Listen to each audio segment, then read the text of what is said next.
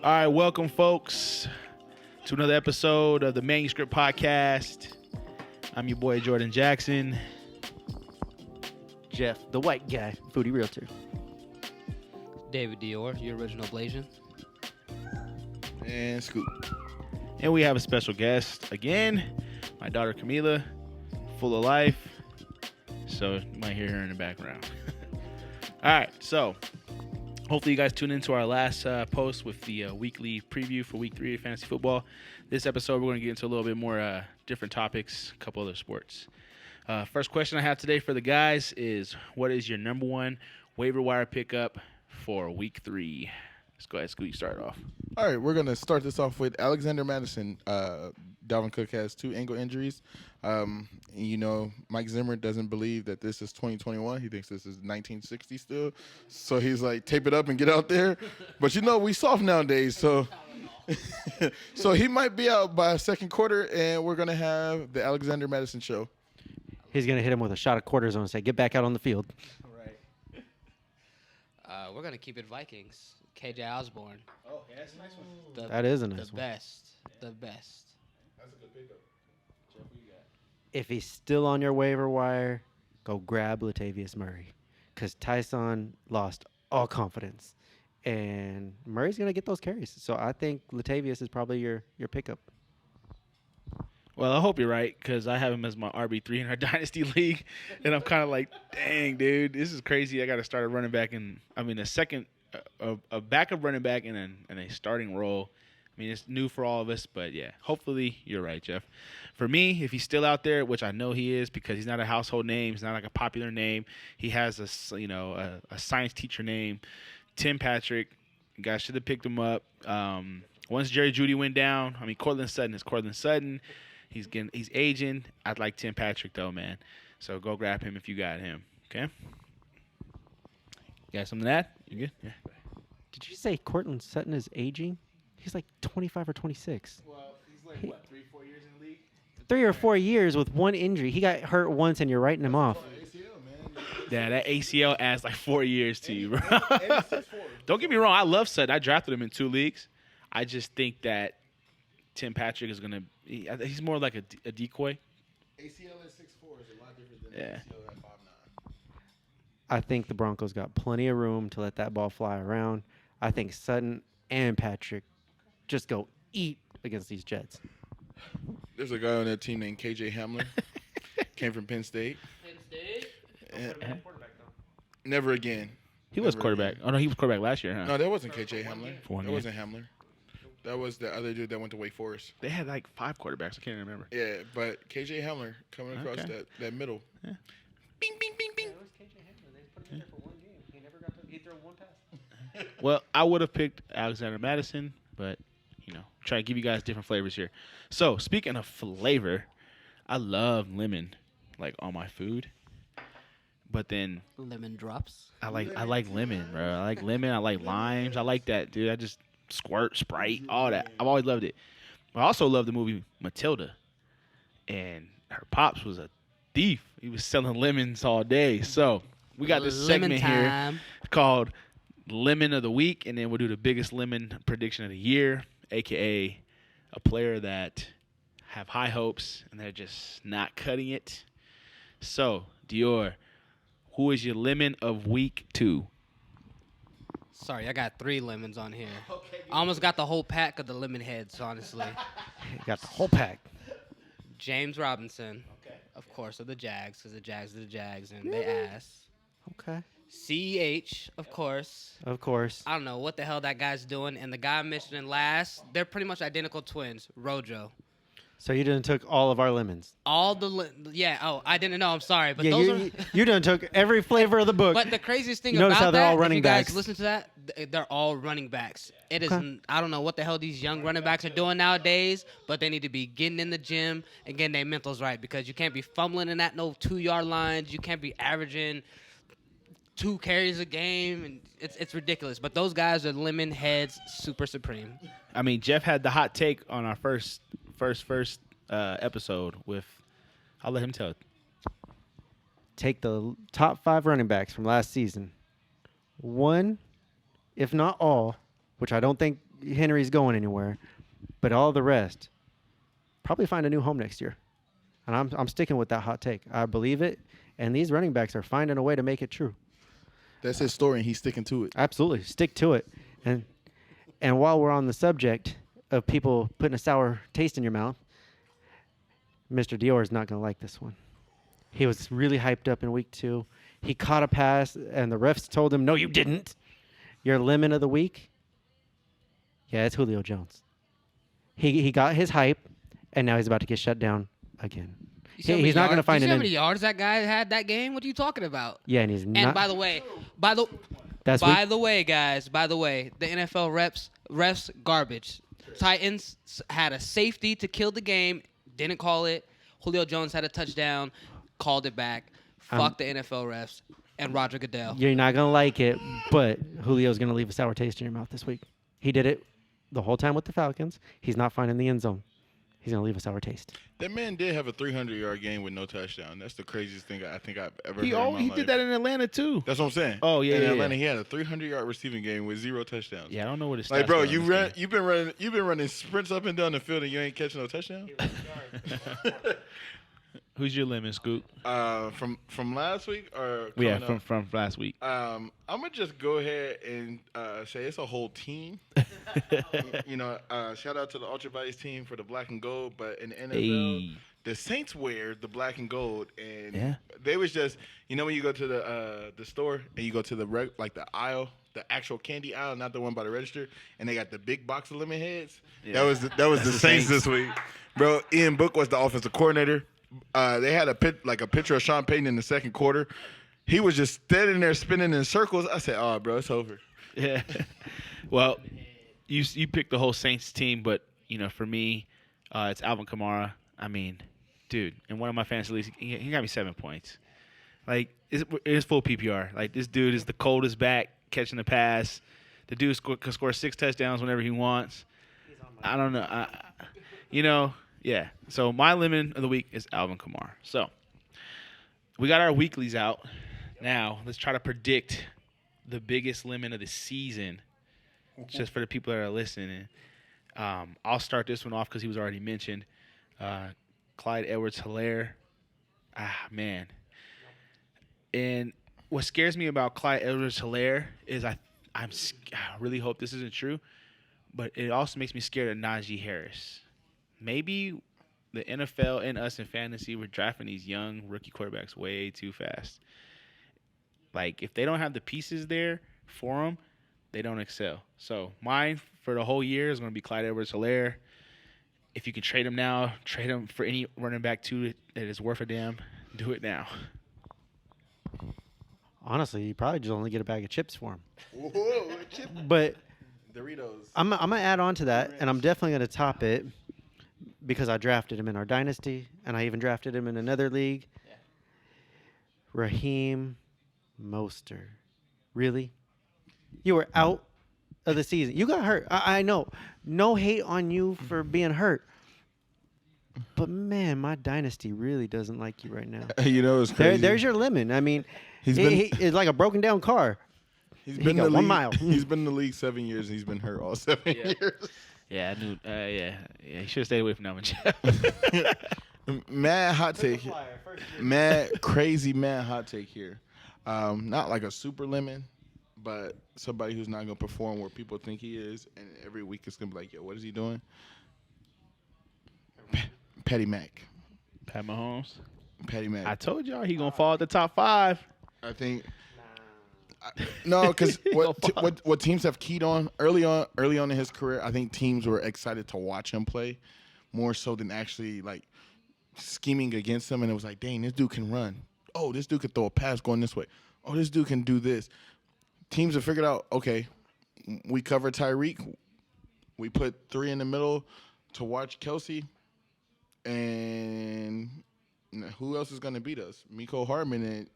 And you start the season. I'm receiver 2, and you got 2 points. So I'm going to touch on that real quick, Scoop, because I really don't think you're right on that. And the reason being is if you got Patty Mahomes, no matter what, you're in the game. You are not getting blown out with Patty Mahomes for one reason. He can read a defense. he reads defenses. And it doesn't matter what they throw at him. He's going to put you in a position to at least try to win that game. So from a fantasy perspective, I think he still puts up all those points. See, the thing is, he doesn't read defenses. And like I had somebody else tell me this, and I was like, Patrick Mahomes doesn't read defenses, and he was like, I think he does. Tyreek down there somewhere. And I was like, I can tell you he doesn't read defenses simply for this. If you look at the route combinations that they run, every single route combination is the same. Tyreek is running either a streak, a post, or a deep cross, and Kelsey is either running a drag, an out, or a short cross. Or a seam cross. And it is every single play that. And those are zone in man beaters because you either have to be fast enough to cover them, which nobody is with Tyreek Hill, and so you end up double teaming them. And then if you're double teaming somebody on the back end, you have to play zone underneath it. It's literally impossible to play man underneath with a double coverage on the backside. And so then you got Kelsey. Sooner or later, he's gonna run open. And I mean, they invested in the crazy offensive line, but. Yeah, Mahomes just stands back there in the pocket long enough until somebody gets open, and he's like, fuck it. Here go the rocket. Tyreek down there somewhere. All right. Who's your lemon of the? Who you predict is gonna be the biggest lemon of the year, D? It's my biggest lemon. Hot take of some kind. It's the biggest lemon it's always been. I don't even know why he's in the NFL and why people are still signing this guy. Anybody want to take a guess? Michael Thomas. No. Anybody else? Deshaun Watson.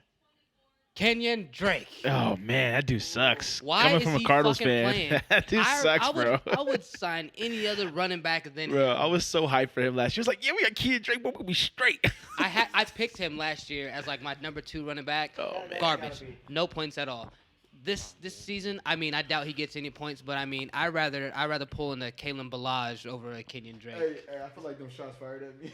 Oh, I'm sorry, but no shots fired. I'm just saying, like, this guy needs to be playing. I wouldn't even be playing. No, not even in the CFL. They'll be like, what is this guy doing? Fuck Kenyon Drake. Jeez. Hey, but the craziest thing is, so I saw like this picture.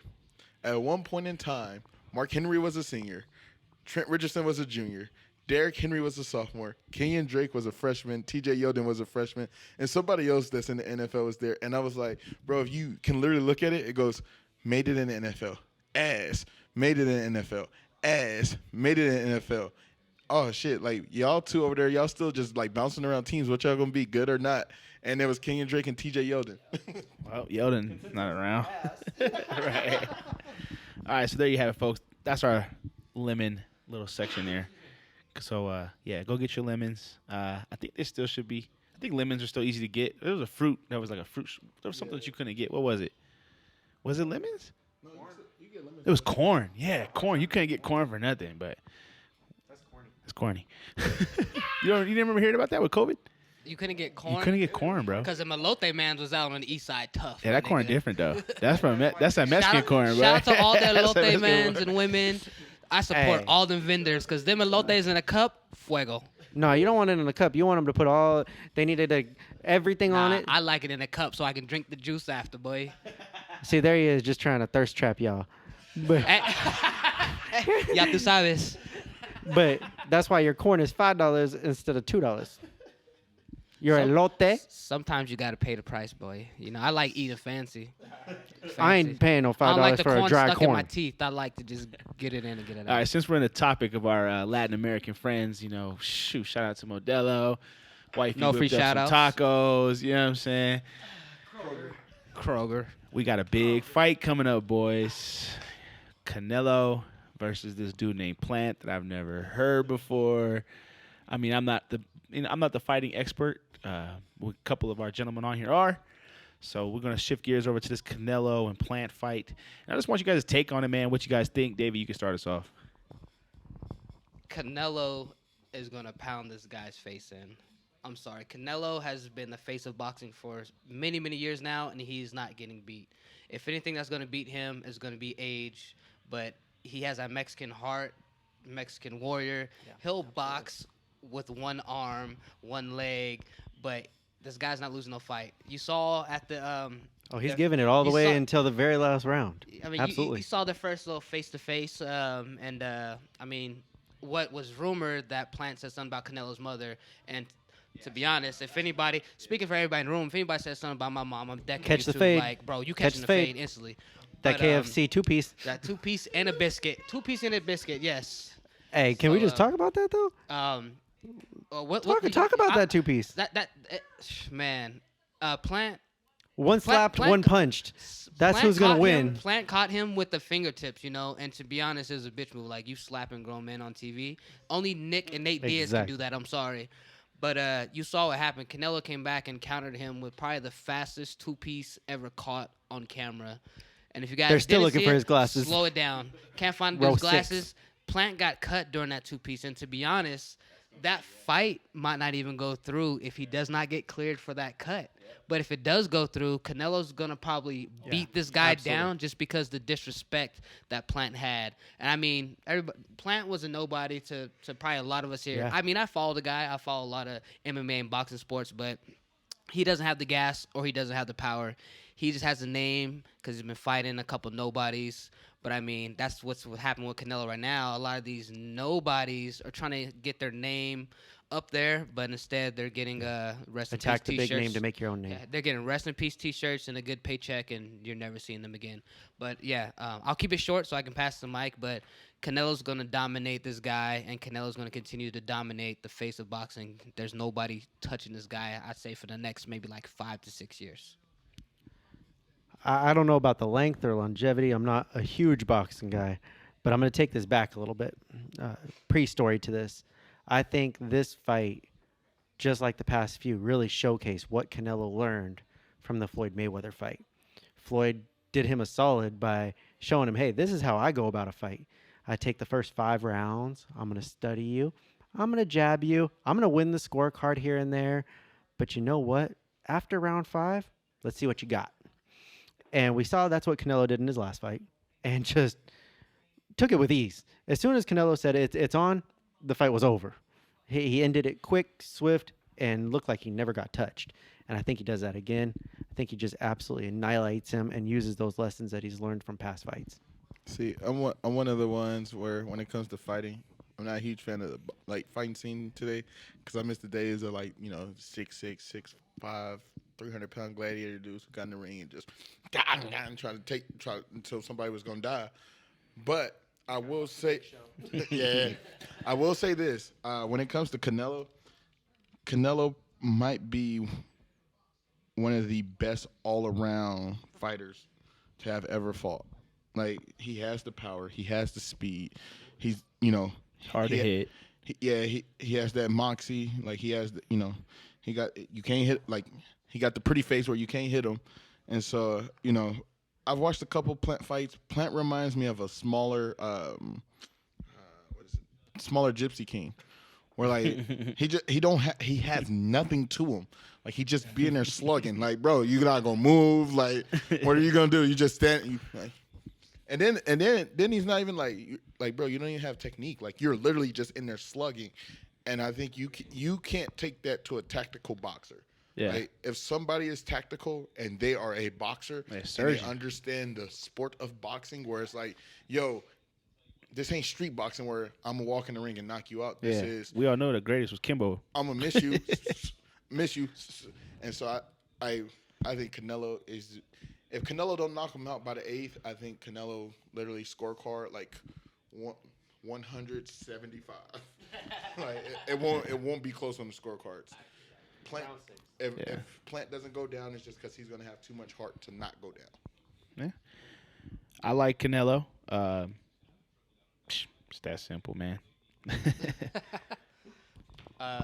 If Scoot had his way, we wouldn't be watching boxing. He'd be out there watching The Big Show trying from 20 years ago. Him and Jordan both be trying to Big watch Show WWE Network. Hey, Big Show versus Mike Tyson. Hey, we're going to talk about all that stuff, man. We're going to talk about I all want to that. go back to Canelo again because kind of what Scoot kind of mentioned. Another thing, too. Another thing that I know.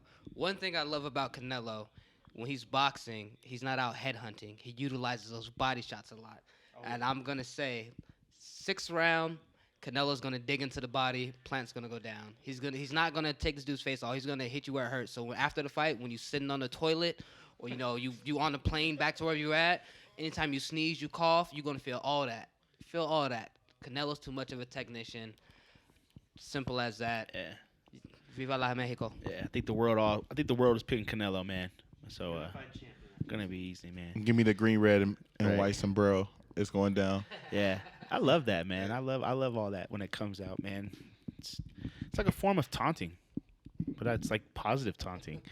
But let's talk about negative versus positive taunting in the NFL, and I'll start that one. Go ahead. I want last. Okay, we'll let Jeff go last on that one. I'm for taunting, man. I'm all for it, dude. Like, y'all out there battling, bro. You put in work for that. This is your livelihood. You want to talk trash a little bit. You want to celebrate because you did something good. The opponent shouldn't take offense to it anyways. That should just step your damn game up. So I'm for it, man. How you feel, Scoop? I'm for it. This is my outlook on it, and this is actually something that because my nephew is he's 16 now. He plays varsity for Centennial, so he's like, yeah, this is gonna be my touchdown celebration. This is gonna be and I broke it down to him one day. I was like, look, you train hard every single day, right? And he's like, yeah. I said, do you think that person's on your level, or did you train hard enough to be better than him? And he was like, I trained harder to be better than him. I said, so why would you showcase in front of him that you just scored a touchdown on him? I was like, you look at your crowd, you look at your team, and you hype them up because now it's somebody else's turn. I was like, but you're not trying to put them down. You've already beat them when you put the work in when they were asleep. You already beat them when you put the work in when you did those 5 extra reps and they stopped. So you don't have to walk over them. You don't have to throw the ball at them. You don't have to hand them. You don't have to embarrass them because you've already beat them. But when it comes to taunting in the NFL, this whole thing where they're like, flag if you get up and you shrug your shoulders because you made a tackle. I can shrug. I didn't shrug my shoulders and say, fuck you, bro. You can't tackle me. I shrugged my shoulders because I got a first down. Yeah. That's not taunting. Yeah, I 100% agree with you. And what I mean with the taunting that I'm okay with is respectful taunting. But yeah, all that extra stuff where you like you said, do it to your crowd, hype your people up. Don't worry about that side over there. The scoreboard, shows itself. So yeah, I agree with you on that. So I want that lasting impression. save the best for last. As far as taunting, NFL taunting rule, to me, honestly, it sucks. It's people should be able to go out there and just show their emotion for the game, And I feel like when you're taunting, it's because you did something good. As Scoot said, you're kind of hyping everybody up. Like, yo, I got this. So if I can do this, y'all can do this. So let us flex one time. Let us get big. Let us get big. So NFL throwing these dumbass flags is retarded. But I mean, like, if you trying to teabag me or you helmet to helmet me, that's some different kind of stuff because then you can get your flag, but then I'm going to come back real disrespectful, and I'll make sure I bust your ass. And if I don't bust your ass, guess what? We're going to huddle up. Hey, number 55, put him on his ass. We're going to water boy this motherfucker right here. So the NFL taunting is whack, especially, coming from us that played high school sports. Absolutely. Taunting was our way of hyping everybody up. It's And a mind if game. And if you got laid out and the other team was, was like all celebrating, all the boys would come to you, hey, man, you got lit up. We got you. You going to do better. Watch this. Yeah. So I feel that's how, not even just NFL, all when it comes to just sports in general, let these people taunt. Let them get their 30 seconds of fame because some of these people might not make it into the big league. Yeah. So that little taunting they did in high school when they got Derrick Henry. Matter of fact, Derrick Henry's rushing title just got broke. This guy, let him get his taunting. Let him talk all the shit he wants. Let him do what he wants. Because you know what? He might not make it to the NFL. So let these young guys, let these young guys and these girls play. Because there's some girls out there that are doing just as good as these dudes and need to be taunted and flexing a lot more. But we'll talk about that at a time. I'm going to pass it to Jeff. All right. So this is where I'm gonna leave that impression. I feel that having any rule against taunting is just dumb. And here's my thought: negative or positive. I'm gonna take the side of both negative and positive. From somebody who loves to just talk shit when I'm playing anything. Yeah, I this guy think sucks at a lot of that stuff. I think I'm a calm guy, but if we're gonna play sports, I'm gonna talk shit. I'm gonna say whatever's on my mind. It's a mind game. Even if you're negatively doing it, it's still a mind game. If we didn't have negative taunting, how many Hall of Fame corners would we not even recognize? That energy brings new players, but more importantly, that brings fans. Anybody want to say why you watch hockey? I don't watch it for the game. I want to see the fight. So if you're I watch disrespectful, hockey for hockey, by the way. Shout out to the Pins. no, I'm definitely Golden Knights. Get into more fights. Bring all your physical guys back. I want to see all that. But negative or positive, let them play. And if you can't handle it, then maybe you shouldn't be in the NFL because that's part of the game. If you really get that adversely affected by taunting, then you got bigger problems. I understand it's a mental part of mental health, and we're going to talk about that too. I think everybody needs to be strong mentally. But if you have an issue and you just got smacked in the backfield and you have an issue with somebody facing the wrong sideline, for me, that's nothing. That player doesn't care about you. They're doing it for their fans. And those fans are 360 degrees around them. So Khalil Mack, he's going to get that sack. Boy, show out. Go show us what you did. Via, same thing. Any of them, go do your business. Bring that attitude. I'm all for it. I would say the only form of taunting I actually find disrespectful is like somebody standing over me. Like you make a play, I don't care what you do. Don't stand over me, bro, because that's part of the game. Like that's what you're supposed to do. But like I feel like because that leads to that Eric Wims, that Chris Gardner, where he walked up and was like, "Give me your mouthpiece."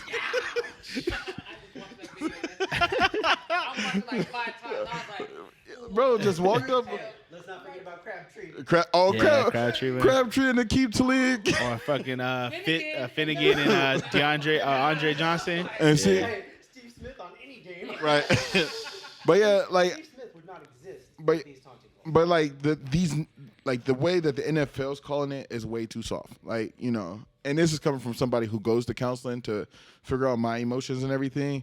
Like somebody standing up because they just made a first down, they flicked the ball. That's not taunting. Not at all. That's not taunting. Who would take offense to that? Like, but yeah, but you know, I make a tackle and I stand over you and I look down at you. Now we fighting. That is legit fight. I don't care who you are. Get it on. That's what Yeah, like Cortland Finnegan and Andre Johnson. Like we're gonna fight now. I can see taking that out of the game just because of the fights but when it comes down to like, you know, I score a touchdown, like don't flick the ball at them, but hey, go like when they stop Jimmy Graham from dunking on the goalpost. I'm a break your whole argument right now. You watch those fights on Instagram all the time, don't you? You still want to see those fights, don't you? Bro, I just shared the Charlie Gardner quiz of my stories yesterday. Exactly. That's why I'm saying that argument is broken because now you're driving fans away. If you're not a football fan and you see two dudes out there going at it, yeah, it probably doesn't look good for the sport. But there's other sports, they're taking the helmet off and they're just going at it. Nah. Bring the energy. I need that baseball fight though. Them be the ones. There you go. Bryce Harper. Let's bring that Vegas native. Y'all see what he did.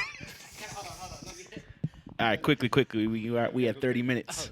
Go ahead. Hey, Bryce, just real quick. Come see One Kick's gym, all right? We got to teach you some hands, boy. That's it. Love you. I love you, Bryce. Love you, Brian. Love the whole Harper family. Shout out to Hardy Middle School, Las Vegas High School. Yeah. All right, quick. Now, look, no explanation on this. This is hot, rapid fire, hot take. Okay, I'm going to give you a player. You're going to say drop or keep in fantasy football, okay? David's got the mic first, so he can go first. But then after you pass it, just pass it on, okay? So yeah, you're gonna say drop or keep. I can't like no explanation. Nope. We run this around time. Then I'll do something else then. All right. So Ramondre Stevenson, he had all that hype in preseason. You dropping or keeping him in fantasy? Drop. Same player. Oh. Drop him now. All right. He was a never draft for me. So next name, we'll let Jeff start this one off. Terrence Marshall. Pick him up. Pick him. Yeah, I'm going to say keep him. I think he's going to take over Robbie Anderson's role. You can drop Robbie Anderson. Grab the balloons and keep that man, and the party's coming. Sign that motherfucker on the dotted line. Keep that boy. All right, David's got the mic. We'll go on to the next one. Marquez Callaway. Keep that boy, too. He going to be something. It is 4th and 11, and punt that shit the fuck up out of here. I'm gonna say keep them because they don't have nobody else. But for fantasy though, yeah, you could drop them. Stash him. It's not a keep or drop. It's a stash. What the fuck? Stash. We can't get into explanations. Okay. All right. So back, Jeff will start it over here. Big Ben, Pick him up. drop. Bye.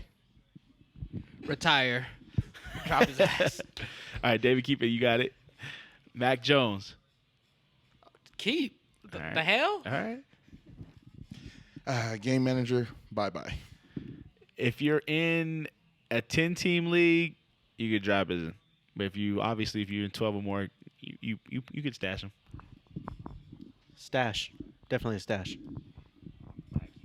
All right. So, Jeffrey, next. Any of the 49ers backs, because I know people were going crazy. We were talking about getting Elijah Mitchell. Everybody was like, get Elijah Mitchell. If we would have had Fab, I would have loved to see how much the person would have spent to get him. From what the experts were talking about, like people were spending half of their Fab for the season for Elijah Mitchell. They got to be sick, bro. Sick. So, if you keep any of the 49er back, we know how you feel about Mostert and the Lemon. Is there anybody in that back for you would keep? 49ers back. Keep or drop? Elijah Mitchell, definitely keep him. I'm dropping all the asses. Go ahead, Scoot. Only one I trust is Jermichael Hasty, and that's because I think he has those moments where he'll run. When that parents in that crib, ma, drop him like it's hot. Drop him like it's hot. All right. Got two more whole backfields. David, starting with you. Buffalo Bills, Zach Moss and Singletary, keeping or dropping? I'm keeping both. And then Wow. actually, I'm going to look to still try to sign TJ Yeldon. I say keep. I'm keeping Singletary, dropping Moss. Same as you, Jordan. And the last one. Oh, my goodness. Starting with Jeff. Actually, we'll start this one with Scoot. Let's start with Scoot this time, since he was in the middle. Tampa Bay Bucks backfield. Who you keeping, who you dropping? The Bucks fan. I'm gonna keep Leonard Fournette, but Ronald, hey, they got to trade. Wow. Yeah. Yeah. Go ahead, David. Exactly what he said. Rojo got to go. He a no-no. Yeah. They may all three be starters for Bruce Arians, but they ain't on my team. Yeah. Fantasy-wise, I'm dropping all of them. Rojo needs a new home, man. He's good. I like Atlanta. Rojo. I like Rojo. He needs a new home. Atlanta. Man. He needs a new fresh start. All right. We're going to end it how we normally do. We're going to do this mental health check, man. Just on a scale of 1 to 10, how you feeling? And if you want to share why, be my guest. How you feeling 1 to 10? I'm feeling like since you're the host, I would like to hear your opinion first, sir. So, Mike's yours. Man, it's been a long week for me. I'll say today, I'm probably at an 8 today.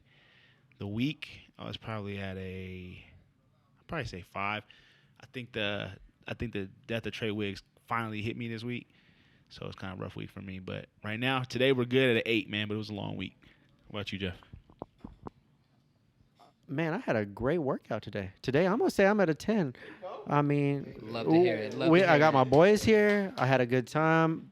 Panthers won. Oh, he Like, real good. today, everything kind of went my way, and I had a great workout. So, yeah, those Panthers are 3-0. So, yeah, I'm 10. Go ahead, D. I'm going to say I'm about a 9 because I only got like 12 hours of sleep in the past 3 days. But other than that, great times with the boys, great time with the family, and that's the family that's also not here. Yeah, I'm feeling great. I feel like I need to hit the gym and hopefully get to play some flag football on Saturday. Yeah. And these Modelos make me feel even better. Modelo gang. I would say this has probably been a super long week for me. The last 3 days, I've slept a total of 6 hours. Yeah. But the grind never ends. But one thing I've learned, so people, just let y'all know, like, I started going to counseling this year just because I was fucking up a lot of situations in my life. So I had to go ahead and make myself a better man and, get ready to move forward in life. I would say, but this week in total, I would say, like, right now, I'm at a 10 just because I got the gang here. But this week in total, up to so far, it's probably been a 6. And it's just because, like, I have learned I go like on these like emotional roller coasters, and it's because like I'm always moving 1,000 miles a minute. So it's like in the middle of talking to Cam Newton, talking to everybody at Kia Motors. So Cam Newton is invested in Kia Motors, guys. So when he starts showing up in commercials, I told y'all first. But you know, There goes his career, just like Blake Griffin. but just with all the work and everything, it keeps my mind busy. But whenever I have like that moment of downtime, like so many emotions and things run through my head, that I'm like, dang. But figuring out how to control them. And so I would say this week's probably been a 6, but right now it's a 10. And it's had a lot of bright spots. And so I'm just figuring everything out, making sure that I can move forward properly. Nice. Yeah, we like to promote, man, that you guys like really just check in with somebody, like just call somebody, talk to somebody, listen. You know, we always hear everything, you know, a lot right now. Talk. It's also therapeutical just to listen, man. When I hear these dudes talk about what they got going on, man, it makes me feel good. So don't just go talk to somebody, listen to somebody too at the same time, but make sure you do those things, man. We ain't macho no more. Like we all know, we hard body, we all know. That shit is we gotta teach these kids better than that. All right. So make sure y'all check in with people. Cool. Has anybody got anything else they want to add? Yeah, Jeff. I just want to add. I want to say congratulations, Scoop. Going to a counseling or anything like that.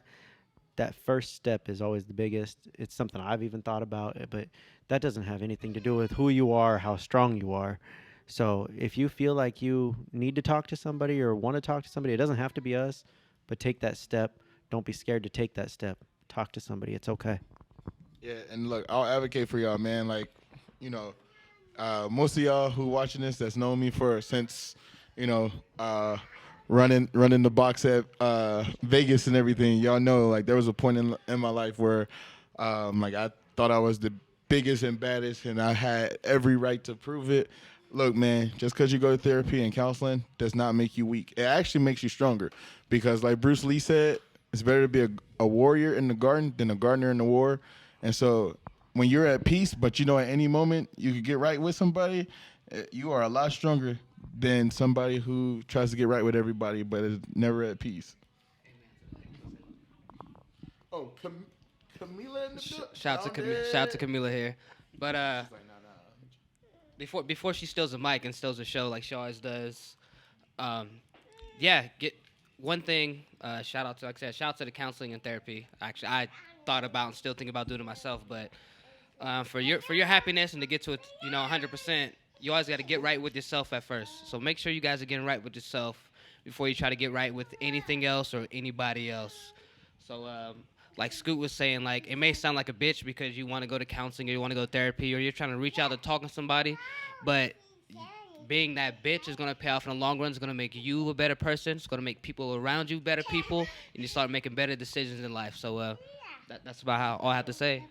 Oh, and shout out to everybody in this room and everybody who's not in this room. Shout out to our mothers and fathers who raised us for the beautiful, intelligent people that we are today. Yeah. Shout out to the family. I love you guys. Cool. One shout out to our clothing sponsor for the day, Ultra Bodies by Scoot. Make sure y'all go get that. This little thing right here, this makes every day a 10. No matter what I go through when I come home, this shit right here makes it a 10, man. So when you can, take your time. Don't rush into it, cause it's a mission. It's the hardest thing I've ever done, but it's the best thing I've ever done. So let it happen when it happens. But this thing right here makes it 10. And let's see if she wants to say something to you guys. Mom. Say I love you. Yeah. Say be safe. Say have a good day. Have a good day. All right, y'all. Thank y'all for tuning into the manuscript, and we'll catch y'all next time.